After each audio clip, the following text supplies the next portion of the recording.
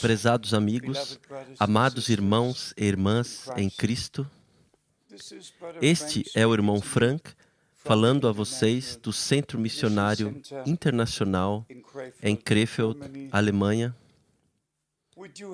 Nós temos este ministério profético apostólico por uma razão: para compartilhar com você os ensinamentos originais das Escrituras, para compartilhar com você o plano de salvação de Deus. Eu escolhi Romanos, capítulo 1, hoje, para ler alguns versículos, para deixá-lo saber sobre a importância dos ministérios que Deus colocou na Igreja de Jesus Cristo.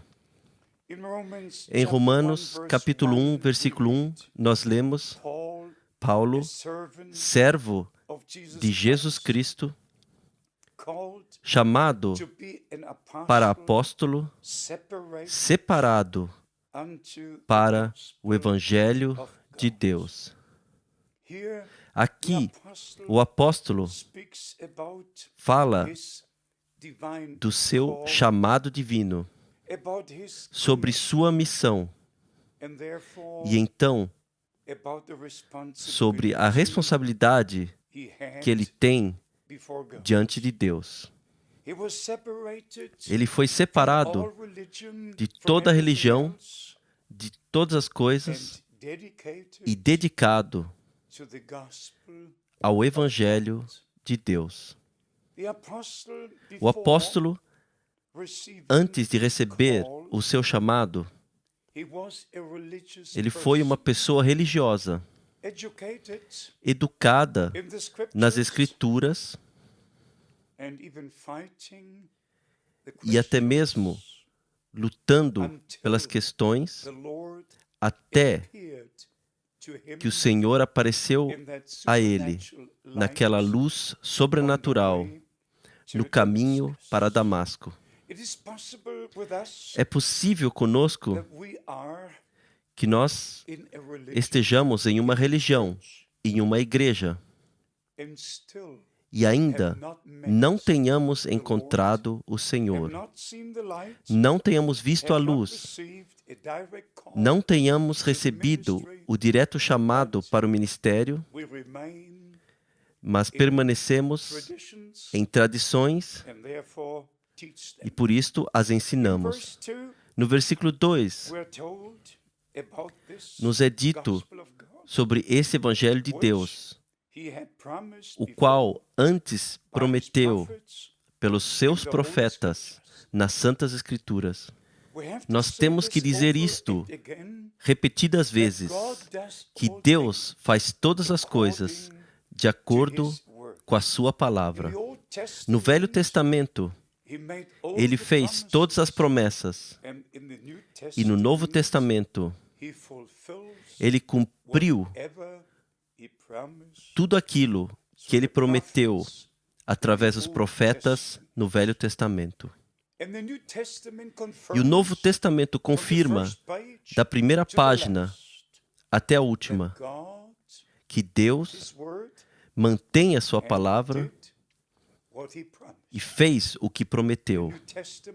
O Novo Testamento começou com o ministério de João Batista, um homem enviado por Deus com a mensagem de Deus ao povo de Deus naquele tempo, para preparar os corações do povo de Deus para receber o Senhor como seu Salvador, para trazer a noiva e noivo juntos. No versículo 5, nós lemos: pelo qual recebemos a graça e o apostolado para a obediência da fé entre todas as gentes pelo seu nome. Aqui, o ministério está conectado para alcançar algo, para trazer o povo para fora da desobediência para a obediência, retorná-los dos seus próprios caminhos de volta para os caminhos de Deus, dos seus próprios ensinamentos de volta para os verdadeiros ensinamentos da Escritura. No versículo 16, nós lemos, com referência ao Evangelho que Paulo estava pregando, porque não me envergonho do Evangelho de Cristo, pois é o poder de Deus para a salvação de todo aquele que crê. Primeiro do judeu e também do grego, e hoje para todos nós. Paulo não se envergonhava do Evangelho de Cristo, que se tornou o poder de Deus para ele, para a salvação e para qualquer um que cresce, judeu ou gentio. Amados, nós podemos ler mais um versículo, versículo 18, porque do céu se manifesta a ira de Deus sobre toda a impiedade e injustiça dos homens, que detêm a verdade em injustiça. Esta é uma muito forte, muito esclarecedora e muito importante afirmação, que sujeitam a verdade, que mantém a verdade dos homens, que pregam suas próprias doutrinas, mas não a verdade, impedindo a verdade, oprimindo a verdade com injustiça. E isto é o que está acontecendo em toda a cristandade,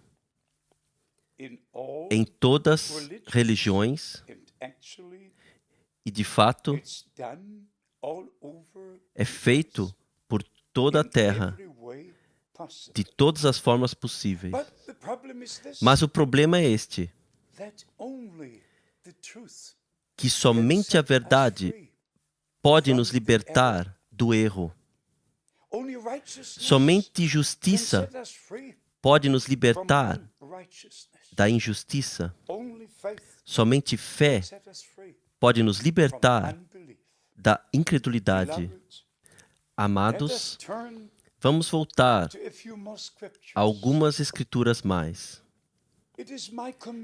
É a minha missão ir de cidade a cidade, de país a país, de continente a continente, para pregar o eterno Evangelho. Como nos é dito em Mateus 24, 14 e também no Apocalipse, que o eterno Evangelho deve ser pregado, o Evangelho do Reino, e então virá o fim. Todos nós cremos, pelo menos com respeito à palavra de Deus ser a verdade. Então, nós cremos que o retorno de Cristo está muito próximo. Nós estamos vivendo no fim do tempo do fim. Todas as profecias bíblicas e todas as predições estão sendo cumpridas. Não há soluções para os problemas que estão vindo a todas as nações sobre a face da terra. Os bons tempos, se houveram sequer, estão terminados para sempre. Amados, vamos voltar a João, capítulo 7, versículo 16. Jesus lhes respondeu e disse: a minha doutrina não é minha, mas daquele que me enviou. Talvez, por uma vez, eu deva me dirigir aos pregadores, evangelistas, aqueles que chamam a si mesmos homens de Deus, que afirmam ter um ministério e talvez até um chamado.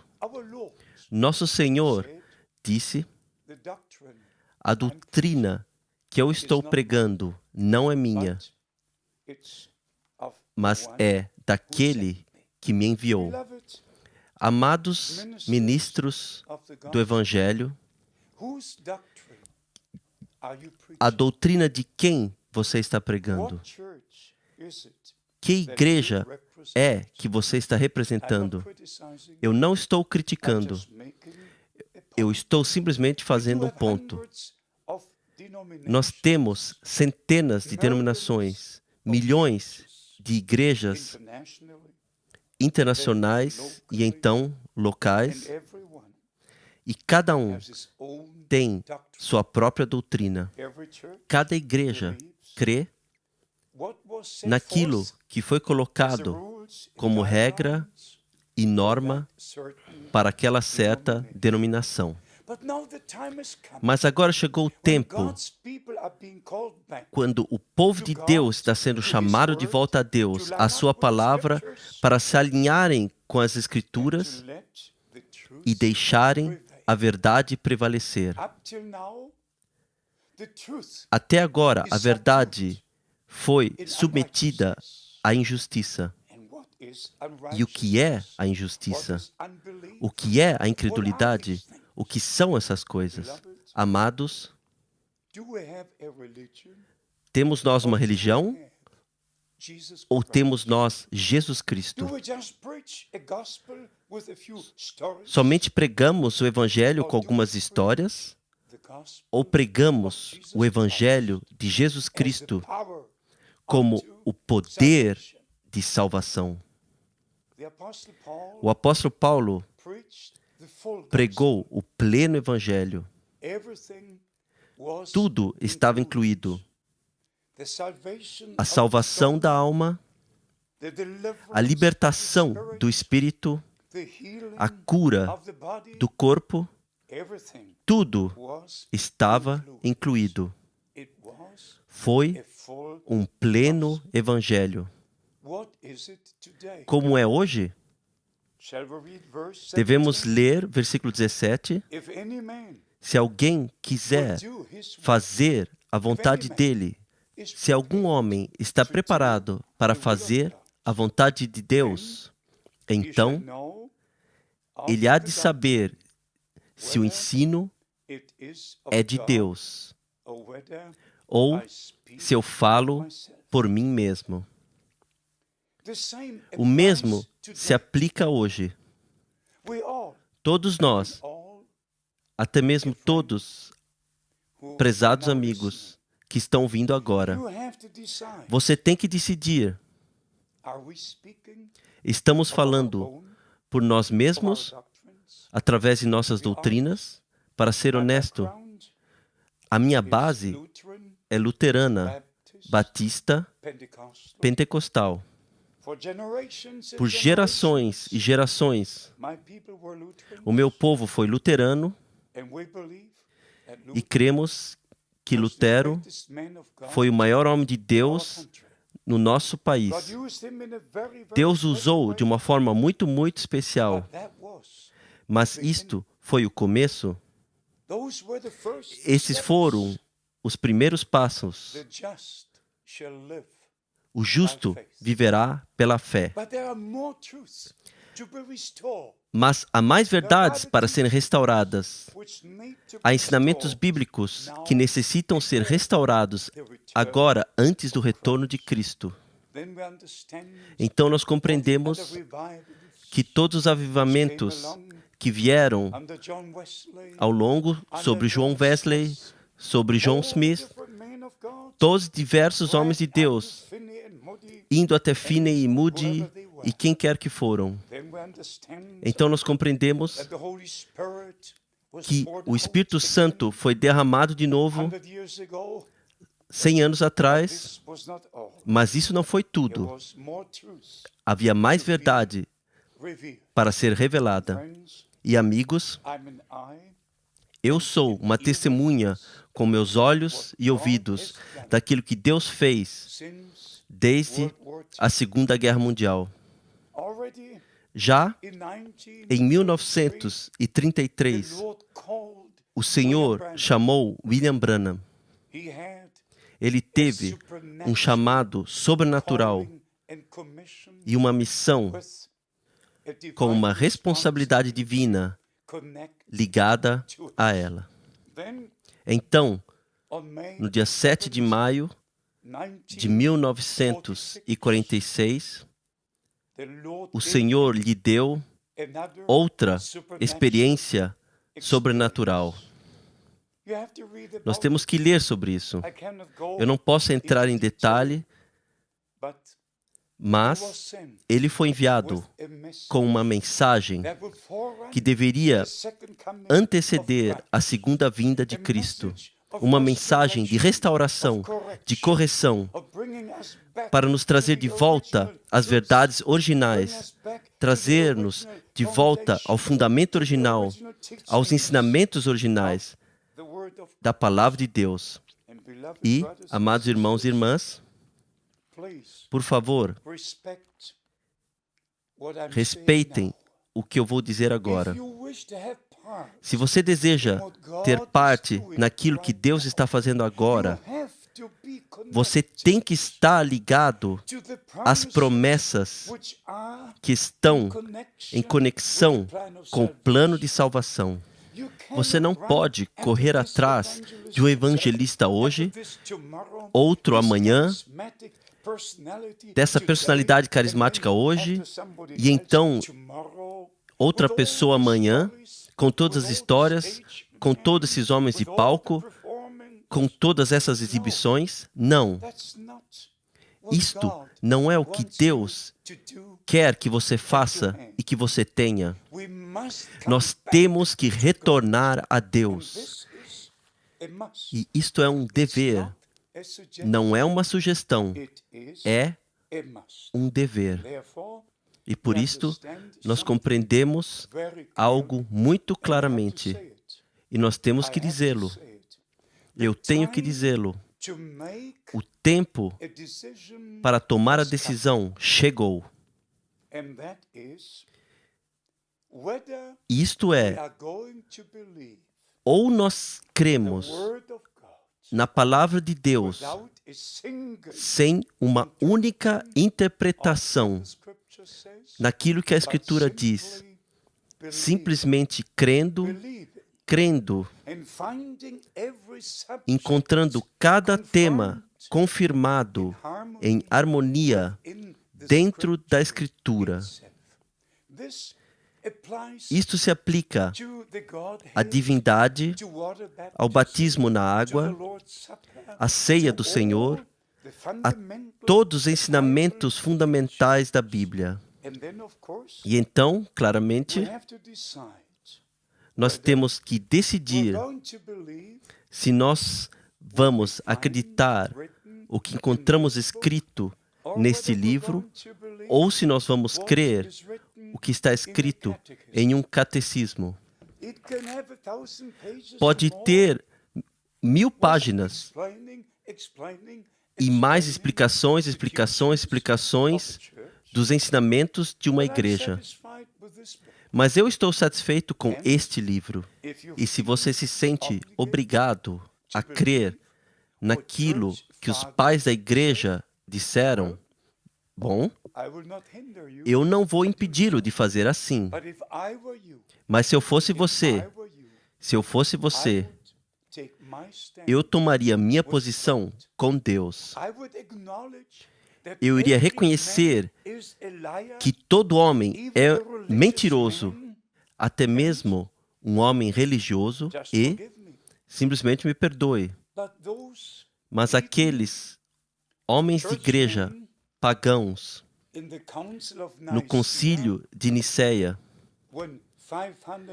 quando 540 foram ajuntados para decidir sobre a doutrina da Trindade, eles discutiram dia e noite. Você pode ler sobre o cumprimento desse concílio no livro da história das igrejas. E em 318 votos como este, e o resto como outro. Eles, no ano de 325, tinham a decidir o que eu tenho que crer? Eu não penso assim. Não, eu não penso assim. Para mim já está decidido, está neste livro. Eu não preciso de um concílio. Eu não preciso de um dogma. Eu somente tenho que dizer para você que a verdade está sendo submetida sobre a injustiça. E então, por exemplo, quando nosso Senhor diz, cabe a nós cumprir toda a justiça. Então ele foi ao Rio Jordão e foi batizado para cumprir toda a justiça. O que foi isto? E João Batista disse, eu é que preciso ser batizado por ti, e tu vens a mim? Eu tenho que cumprir toda a justiça. E ele foi batizado. Quando o apóstolo Pedro pregou o primeiro sermão, e o povo se ajuntou em milhares, e então a palavra de Deus não foi como um martelo sobre a cabeça, foi movendo como uma espada nos corações. E eles perguntaram, homens e irmãos, o que temos que fazer? O que temos que fazer? A resposta foi direta e plana. Arrependei-vos e cada um de vós seja batizado em nome de Jesus Cristo para a remissão de vossos pecados e recebereis o dom do Espírito Santo. E 3.000 foram adicionados à igreja. O que encontramos hoje? Algumas gotas de água na cabeça de uma criança. Então, as pessoas do clero dizem, então você agora é um filho de Deus. Não, não. Isso não está na Escritura. Porque a justiça e a verdade foram submetidas à injustiça?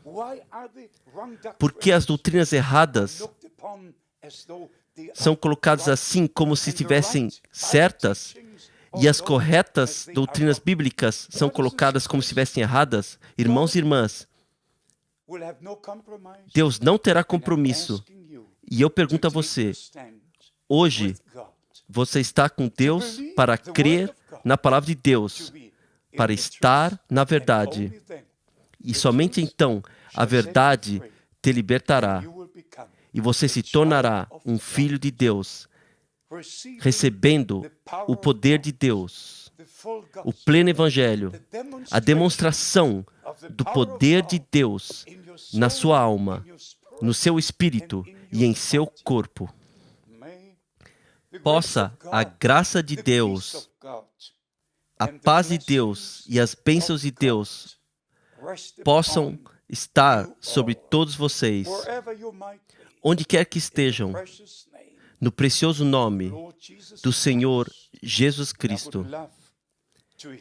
Eu amaria de ouvir de vocês. Nós temos literatura em muitas línguas e nós estamos prontos para servi-lo sem custo algum. O Senhor Deus esteja com você até que nos encontremos novamente aqui. Deus te abençoe no santo nome de Jesus. Amém.